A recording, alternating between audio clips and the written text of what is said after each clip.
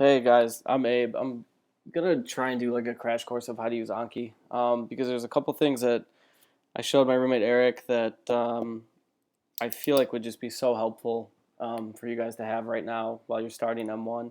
And I probably would have been pretty guilt-ridden if I didn't share them with you because I keep thinking about how useful this stuff would have been last year for anatomy and for just tedious information. I didn't use this last year.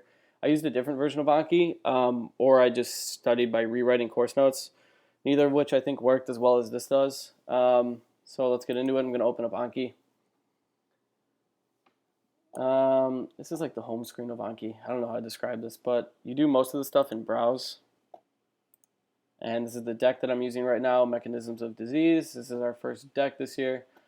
So here's all, this is literally 609 cards. These are all the flashcards I have for this deck right now. A lot of them I pulled from other resources, a lot of them I made. But either way, I have 609 cards that I've been reviewing and adding more to as this block has gone on.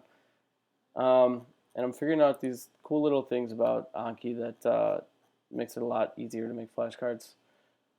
So let's get into it. You want to add a card. It's going to be a basic card. You want this to be super straightforward and say something like non-selective alpha antagonists include, and then on the back, you write phentolamine. I'm reading this off a list. I actually don't know these yet. I can't even read my own handwriting. Pheoxybenzamine, something like that. So these are the two non-selective alpha antagonists, and I want to make a flashcard out of this. If I hit add, it would just be front and back. So let's do that. And you can click on history. Here's the card. It's in my deck now, and I want to click preview. So that's the front of the card. That's the back of the card. It's really not that exciting. You can do that with paper. You can do that with the other Anki app. That's not why I use this one. There's way better ways you can make cards. So let me copy this. I'm going to delete this card. I'm going to make another one to show you how I've been making cards. So non-selective alpha antagonists include, and I want to include these on the front of the card. So here I don't want to do front back. I want it to be fill in the blank. So I can do phentolamine and pheoxybenzamine just so it makes sense. And I want to do fill in the blank. I don't want to do a basic card. I want to do fill in the blank. So I click on cloze. I highlight this. I hit that dot thing when it's highlighted, and this is now a fill in the blank. So it's phentolamine as a fill in the blank, and then I want this to be a fill in the blank because I want to see if I know both of them. And I'll click add. So let's go to the history. And as you can see, it added two cards. Because this is a little confusing actually. As you can see, one of them is non-selective alpha antagonists include phentolamine and dot dot dot. So there's one blank here, but then it shows you the other one, which might not be what you want to do. So here there's a blank, and then it shows you that one.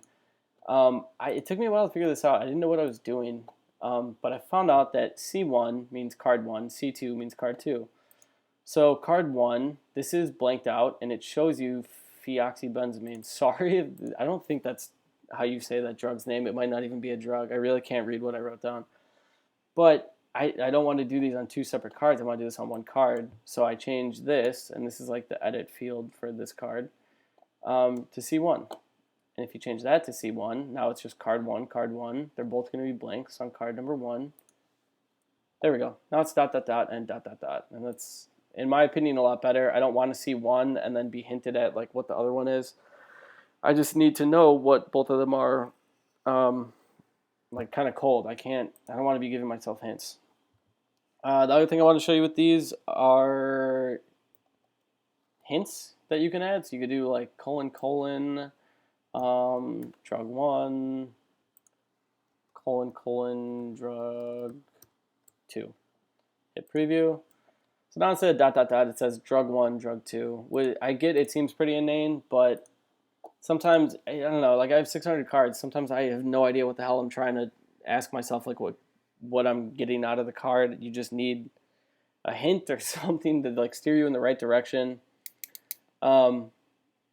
And I don't know, I usually include something like drug one, mechanism, enzyme, something like that. Just some kind of innocuous little word that won't tell you too much, but also tells you what you're getting at. So that's cloze stuff. What else do I want to show you? Extra.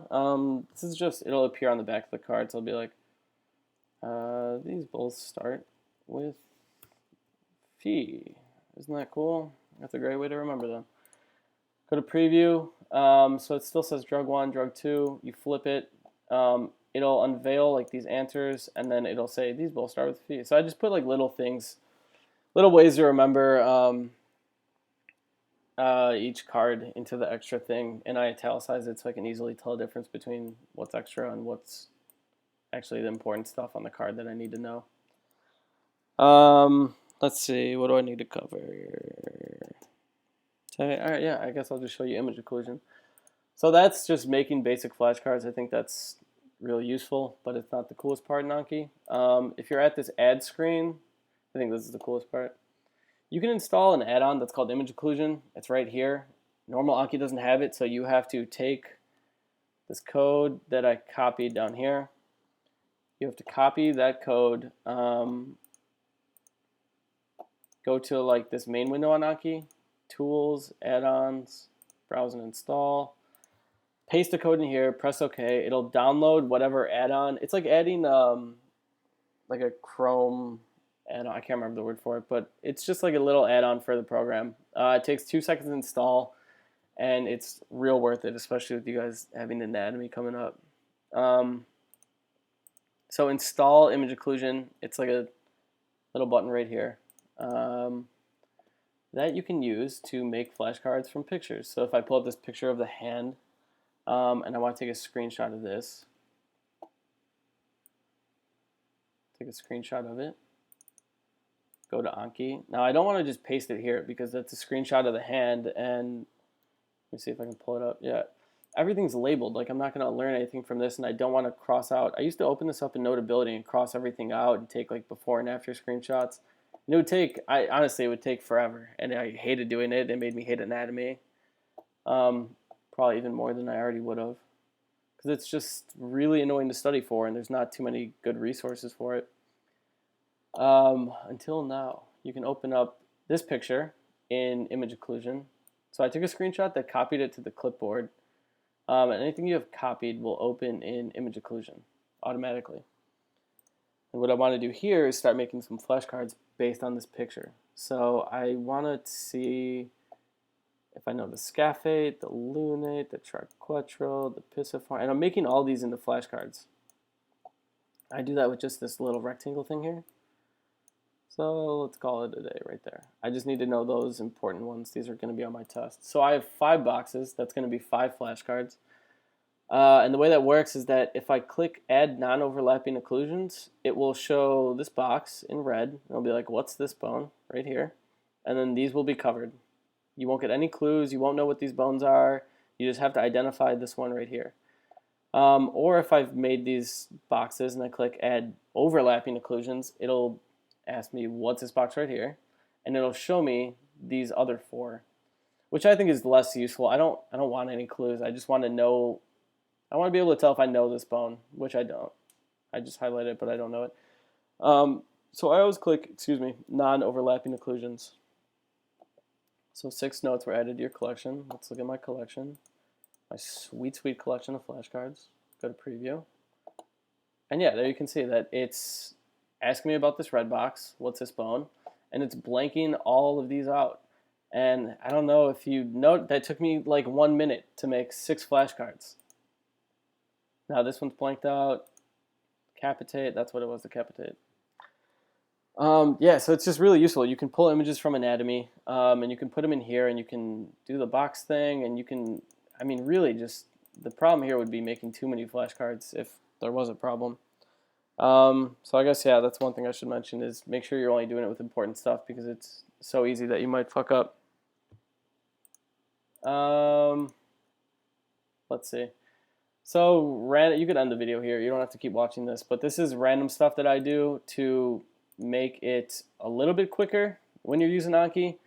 Non-selective alpha antagonists include, so say I pick out the word antagonist and I want this, like this is a really important word. I want to immediately know that I'm asking about antagonists when I see this card. I'll highlight it in red. And that helps way more than you think it would. When you're flying through cards, you're trying to do like 50 before you fall asleep. Like having these words just really help you sift through what is sometimes just like a garbage sentence where you can't identify what's important, what's not. You want it to really pop out of you. So I highlight a lot of stuff, and in Anki, the hotkey for that is F7, which on a Mac you have to press like function F7. It got really annoying. So I found out that if you go to settings, let's see where we are. Keyboard settings, you click this. If you check that box now, if you press F7, it doesn't rewind the song, which if you look at the top row on a Mac, it's like the rewind song button. It doesn't rewind the song. It will now work like F7. So I click F7 and it's antagonist. So it just makes all the F1, F2, F3 keys work as if they were F1, F2, F3. Problem is you can't like change the volume on your computer. You can't like change the brightness on your computer while this is checked. So it does get kind of annoying. The other thing I changed is I went to shortcuts, screenshots, copy picture. So this is how I took a screenshot. I switched it to command 1. So if I do command 1, it will take a screenshot. Same thing a screenshot is. So I took the screenshot, and as you can see, it's not on my desktop anywhere. All it did was copy that screenshot. So I can take that, paste it just like that. Or I could take that screenshot that I've copied, open up image occlusion, and because it's copied, it will automatically open that picture. So yeah, I don't know. It's pretty useful. Other thing I have is I have arrows. Some guy on YouTube had this. I thought it was pretty cool, so I put it in. So I'll be like alpha, agonist, increase, and I just keep these arrows in the note down here so I can be like decrease, increase, like this is for reactions. Just little things like that to make it a little bit quicker. Like I said, I have 600 flashcards. If I can shave 20 seconds off making each flashcard, it's a big deal. But I think that's it. Yeah, that's it. This the last thing is that this is a really good iPhone app that I would really suggest downloading. It's $25, which kind of sucks. But think about all the other stupid stuff you're spending money on, and it's not that big of a deal, especially if you're going to use this for all of M1 and M2. So I recommend downloading the app. You can sync whatever you're doing here between your computer and your phone instantly. Any reviews you're doing, oh, I should do reviews actually. Any reviews you're doing will sync instantly between your phone and your computer. Okay, so really quickly, this is the deck that I'm using for this entire block that I have 600 flashcards in. And I have this set so that I see 35 new cards every day. So what that means is that if I do my review, like when I started reviewing today, this blue number, which is new cards, was 35. This one is learning, so this is how many cards I've seen today that I kind of know, but I don't really know that well. And this is how many cards I'm reviewing that I've seen before.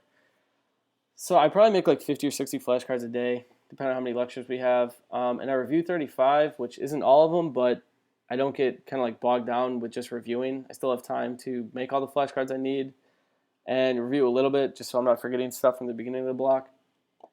So show answer, retinoblastoma, E2F. I knew that, so I'll click good. And you can see that it went from learning to review. So I don't know, I guess all I have to say here is just figure out how many cards you want to review a day. I would do slightly less than you're making every day, because obviously they take a lot longer to make than they do to review. But I think that's it. If you guys have any questions, I'll try and include my contact information on the site, probably the Facebook page, wherever I end up posting this. Feel free to ask me. Texting me is probably easier. Emailing me, whatever. I don't care. Hopefully this is useful though, and good luck with M1, I guess.